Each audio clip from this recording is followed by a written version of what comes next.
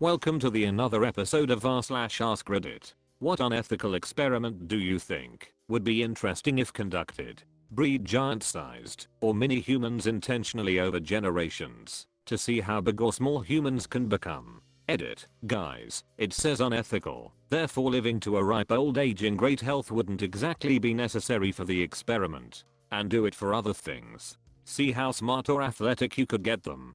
Clone an own serial killer.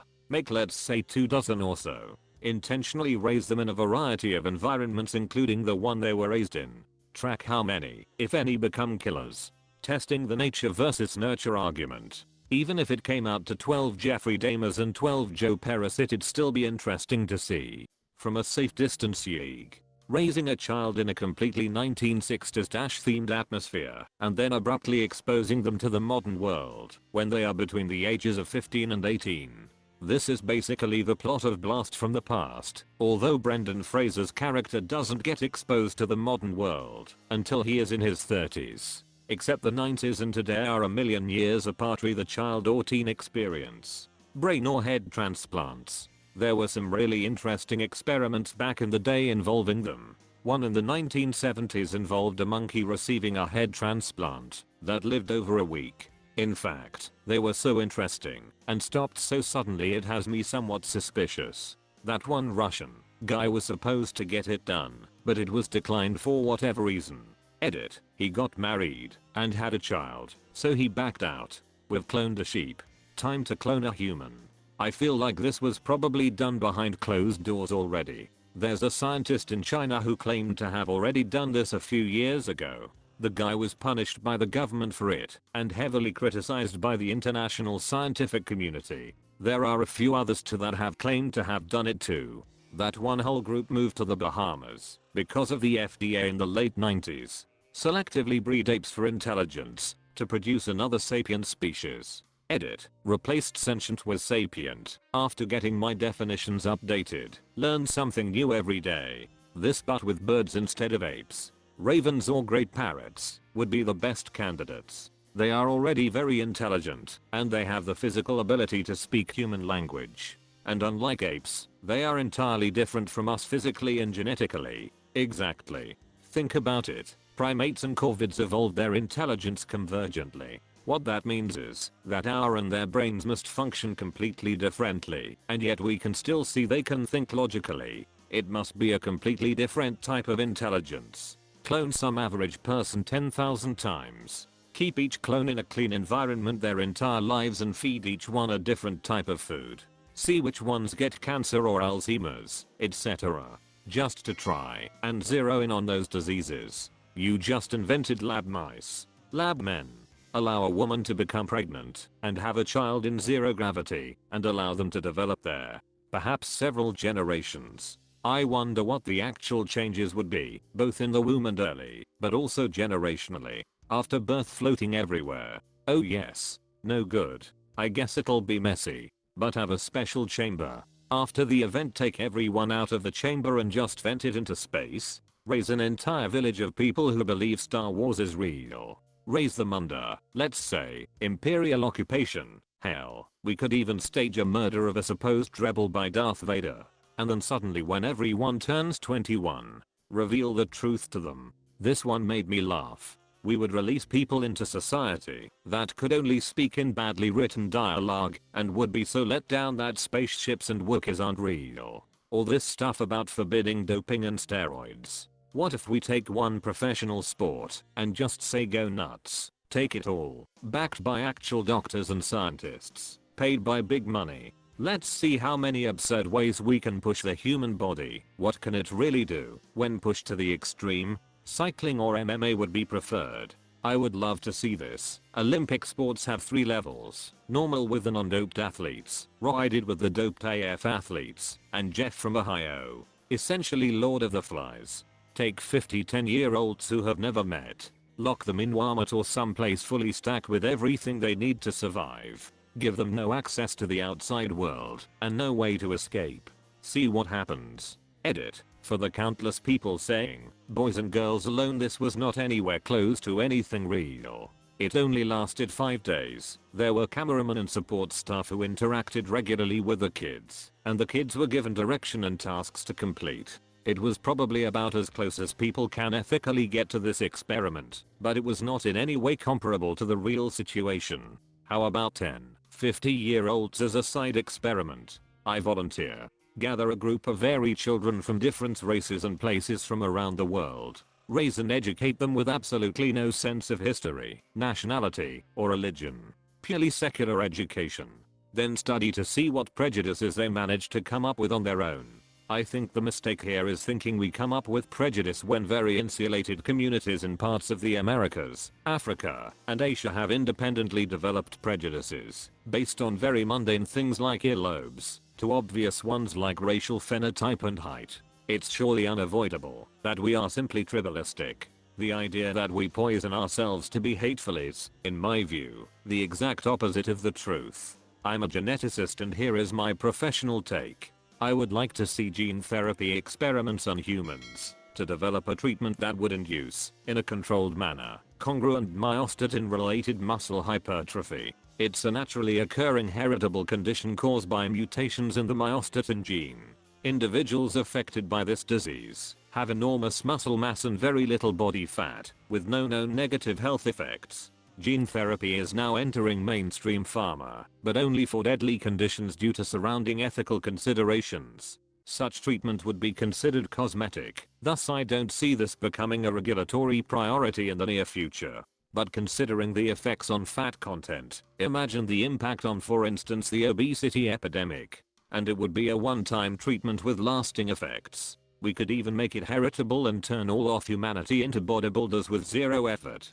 Just picture the implications. Thanks for listening to my TED Talk. What happens if someone has goggles fitted from birth that only allow things to be seen in black and white and the goggles are removed at age 25? You would enjoy George Stratton's experiment. He wore goggles that inverted his vision, and after an adjustment period of 3 or so days, he was able to see normally. In college I took a lot of photography courses. Eventually I could look at a negative, and it seemed just as normal as the prints. Brain experiments on living humans. We don't do it for ethical reasons, but it would help move things forward much faster. Nice try, Nazi scientist. The Olympics, but athletes have free access to all performance enhancing drugs and biotechnology possible. No restrictions. See how low the 100-meter record can go, how far a javelin can be thrown. This was the response I was looking for. Let's really see what the human body is capable of, even if it's only once. How many duck-sized horses would it take to beat a horse-sized duck? The duck-sized horses would stumble around uncomfortably, then fall over and die of hypothermia. The horse-sized duck would also be uncomfortable before basically melting, when all of the proteins in its body denature after breaking down from overheating. This guy biology IES. What if we bring back the Colosseum? There's so much vitriol and hate for the other side. How about everyone who wants to fight meets up, hand to hand only? We televise it to raise money for a good cause. Let everyone hash it out. And then the world becomes a lot more peaceful. That reminds me, when is Elon Musk supposed to fight Zuckerberg? Create a not social media site where people who like to think they are really smart go and talk out of their asses. I see what you did there. Take away a billionaire's money and see if they can raise themselves up by their own bootstraps. They'd have to assume entirely new identities. I imagine their names alone would allow them more leeway than an average person to fall back into wealth. Names, connections, estate. You'd have to literally take everything from them. Do corrupt politicians feel pain? That's a tricky one. We know with great certainty that politicians are liars. If they cry out in pain, how certain can we be that they are feeling pain, or just lying? We'd need to push the experiments to the edge of what humans can withstand, yet even that may not be enough. I support this experiment. CEO and his lowest paid staff swaps lives for a year. This is basically undercover boss. The problem is the boss or CEO is never under the real or same constraints or pressure the staff member is under. At any point the CEO can call it off and go back to his lifestyle, something the staff member cannot do. The CEO will do the song and dance and then goes back to exactly how it was. out of womb gestation, either for people that can't conceive naturally or for organs harvesting, like someone's clone, but make the fetus brainless. Infinite spare parts plus some parents could have the pleasure of seeing their baby forming real time. There are at least 3 teams working on this, and very close to trialing equipment. The Economist just yesterday profiled the Dutch team from Eindhoven University of Technology, which are focused on saving up to 1 million babies born prematurely each year. There's also a rival Barcelona and third US lab all racing to create artificial wombs, and I believe one South Korean team. This technology, artificial wombs, can and will be abused someday by organ harvesters or cloning companies, but for now it's a race to save premise. Build a massive open-air habitat and put a ton of newborn babies in there. Then, they use very subtle methods of supervising and protecting them while providing no human contact whatsoever. Hopefully, this ensures the babies are completely feral by the time they are children. Once they are grown enough to take care of themselves, we can sit back and watch as they slowly reform into something resembling a civilization. I'm sure we could Google this, but I'm fairly certain some European king in the 1500s did this. He had a group of children that were attended to and another group were only given food and whatnot to survive, but no human contact. All the non-human contact babies died, separating twins at birth. That actually has been done deliberately a couple of times. I heard about this. Apparently this crazy murdering fascist lord had twins, and they separated them, so he couldn't find them. One ended up being royalty and the other a redneck farm boy. The boy was sent to live with his aunt and uncle. They wanted nothing to do with the ways of his parents, and tried to shield him from it. Once he reached a certain age, a mentor figure showed up and started filling his head with stories about his parents and special abilities they had.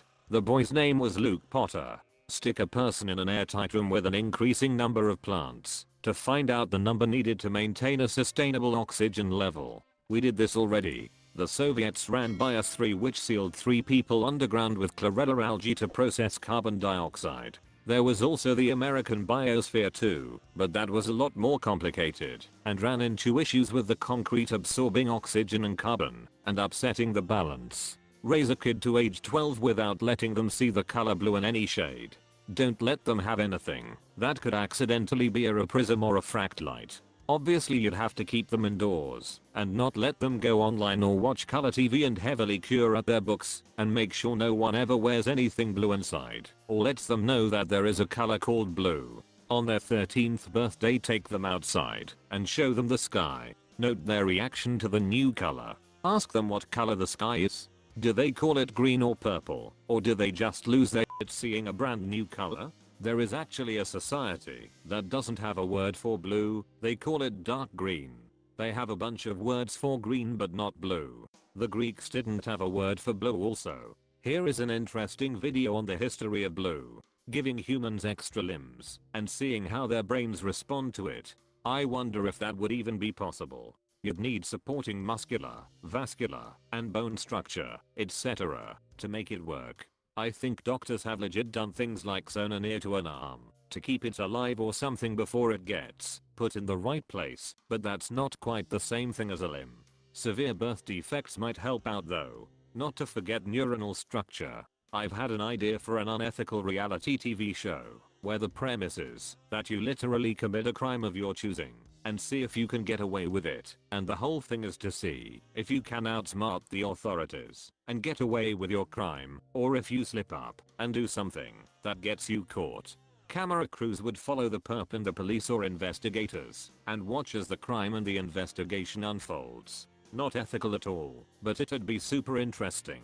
You'd have third-party commenters who would narrate and discuss the show too. It'd be like a mix of cops and those criminal investigation TV shows. I came up with the idea for such a show because it's my firm belief that most criminals get caught cause they are either dumb or desperate, so they don't plan. And it's my belief that if you're an intelligent criminal who thinks things out and thinks things through and is educated on investigative techniques and technologies, that you absolutely can get away with literal crimes. It's just that the type of people that have that level of dedication patience, drive, and intelligence don't choose a life of crime, except in the rarest of circumstances. But if they did, I really think a smart criminal would get away with it, so long as they were not a serial criminal, because at some point everyone gets complacent and or just slips up. Thank you.